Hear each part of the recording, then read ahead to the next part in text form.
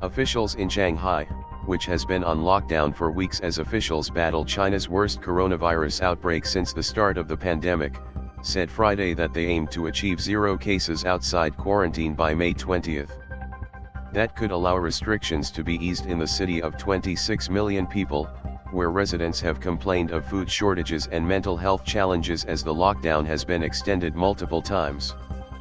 As the rest of the world moves to live with the virus, China's COVID strategy is drawing more scrutiny, including rare criticism from Tedros Adhanom Ghebreyesus, Director General of the World Health Organization,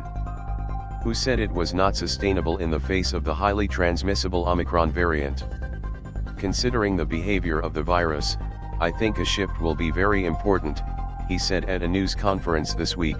adding that he had discussed the issue with Chinese experts. His comments came after President Xi Jinping reaffirmed his commitment to China's COVID strategy, which has kept cases and deaths far below those in the United States and other countries. A shift in course could threaten his plan to secure an unprecedented third term at a Chinese Communist Party Congress later this year, analysts say. At a meeting led by Xi last week,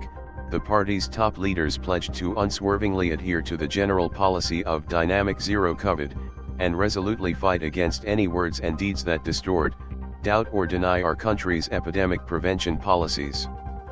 The message sent the Shanghai government scrambling to double down on anti-COVID measures, as some residents who had been allowed limited movement for the first time in weeks were ordered back into their homes. Others reported hazmat-suited workers known as big whites forcing their way into people's homes to carry out disinfection and carting off whole buildings of people to quarantine if one resident tested positive.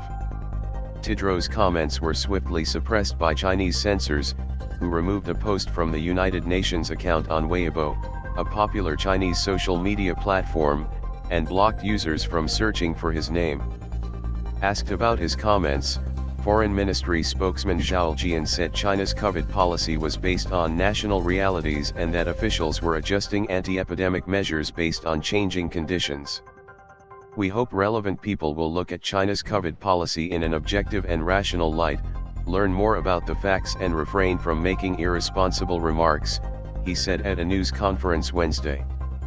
Zhao pointed to a study published this week in the journal Nature, which said an uncontrolled Omicron outbreak in China could result in a tsunami of cases and 1.55 million deaths, mostly among unvaccinated people 60 and older.